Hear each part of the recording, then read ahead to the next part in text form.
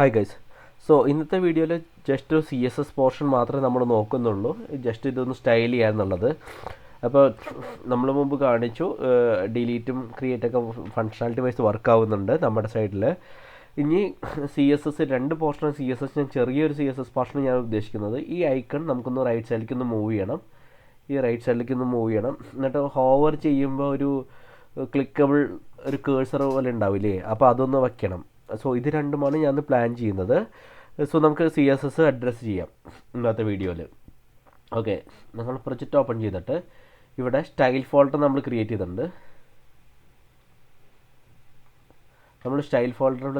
സ്റ്റൈൽ.css എടുത്തിട്ട് ഡോട്ട്. ഇപ്പോൾ നമുക്ക് ആദ്യം കളക്ഷൻ ഐറ്റം എന്നുണ്ട്. എന്ന് വെച്ചാൽ നമ്മുടെ സോങ് ലിസ്റ്റിൽ ചെക്ക് ചെയ്ത് കഴിഞ്ഞാൽ നമ്മളൊരു ക്ലാസ് ആഡ് ചെയ്തിട്ടുണ്ട് കളക്ഷൻ ഐറ്റം എന്നും പറഞ്ഞിട്ട്. ഓക്കെ, ഇത് കോപ്പി ചെയ്തിട്ട് ഇവിടെ പേസ്റ്റ് ചെയ്യുക. എന്നിട്ട് എൻ്റർ അടിക്കുക. എന്നിട്ട് ഇവിടെ ഞാൻ എന്ത് ചെയ്ത് പ്രോപ്പർട്ടി ചെയ്തത് ഡിസ്പ്ലേ ഫ്ലെക്സ് എന്ന് പറഞ്ഞിട്ട് പ്രോപ്പർട്ടി കൊടുത്തിട്ട് ജസ്റ്റിഫൈ കണ്ടൻറ്റ് സ്പേസ് ബിറ്റ്വീൻ എന്ന് പറഞ്ഞ് കൊടുക്കാം. ഓക്കെ, ഇപ്പോൾ സേവ് ചെയ്യാം. എന്നിട്ട് സോ ഞാൻ പറഞ്ഞു ഈ കളക്ഷൻ ഐറ്റം എന്ന് പറയുന്നത് ഇൻഡിവിജ്വൽ റോയുടെ ക്ലാസ്സസ് ആണ് ആക്ച്വലി കളക്ഷൻ ഐറ്റം എന്നുള്ളത്. അപ്പോൾ ഇവിടെ വന്നു കഴിഞ്ഞാൽ നമുക്ക് കാണാൻ പറ്റും കളക്ഷൻ ഐറ്റം എന്നുള്ളത് ഇവിടെ കാണാൻ പറ്റുന്നുണ്ട് നമുക്ക്. ഓക്കെ, അതിൽ ഞാൻ കുറച്ച് ഡിസ്പ്ലേ ഫ്ലെക്സും കൊടുത്തു, കണ്ടൻറ്റും കൊടുത്തു. ഇനി ഇത് നമുക്ക് ഇമ്പോർട്ട് ചെയ്യണം നമ്മുടെ പ്രൊജക്റ്റിൽ. അപ്പം ഞാനിത് എന്ന് വെച്ചാൽ നമ്മുടെ index.js ഓപ്പൺ ചെയ്തിട്ട് ഏറ്റവും മുകളിലായിട്ട് ഞാൻ കൊടുക്കുകയാണ് ഇമ്പോർട്ട് /.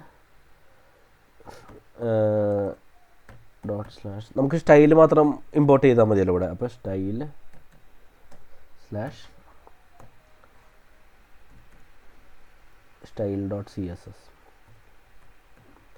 എന്നിട്ട് സേവ് ചെയ്യുക. എന്നിട്ടൊന്ന് നമുക്ക് റൺ ചെയ്ത് നോക്കാം നമ്മുടെ പ്രൊജക്റ്റിൽ.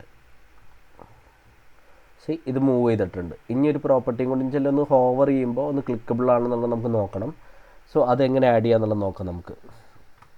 അതിന് എന്താ ചെയ്യേണ്ടതെന്ന് വെച്ചാൽ നമുക്ക് നമ്മുടെ സോങ് ലിസ്റ്റിൽ ഒരു വേറെ ക്ലാസ് ആഡ് ചെയ്തിട്ടുണ്ട് ഇവിടെ, മെറ്റീരിയൽ ഐക്കൺസ് എന്ന് പറഞ്ഞിട്ട് ഐക്കണിൽ അത് കോപ്പി ചെയ്യുക. എന്നിട്ട് നമ്മുടെ CSS ഫയലിൽ പേസ്റ്റ് ചെയ്തിട്ട് അത് പ്രോപ്പർട്ടി ആഡ് ചെയ്യണം. കേഴ്സർ എന്ന് പറഞ്ഞിട്ട് പോയിൻ്റർ സേവ് ചെയ്യാം. എന്നിട്ടൊന്ന് റീലോഡ് ചെയ്ത് നോക്കാം. ഹോവർ ചെയ്ത് കഴിഞ്ഞാൽ ഒരു ക്ലിക്കബിൾ ഐക്കണായിട്ട് നമുക്ക് തോന്നും അറ്റ്ലീസ്റ്റ്. സോ ഇന്നത്തെ വീഡിയോ ഇവിടെ വെച്ച് ഞാൻ നിർത്തുകയാണ്. നമുക്ക് ക്ലിക്ക് ചെയ്ത് കഴിഞ്ഞാൽ ഡിലീറ്റ് ആവുകയും ചെയ്യും. ഇപ്പോൾ കേരള റോക്സ് ഞാൻ ഡിലീറ്റ് ചെയ്ത് കഴിഞ്ഞാൽ ഡിലീറ്റ് ആയിട്ടുണ്ട്.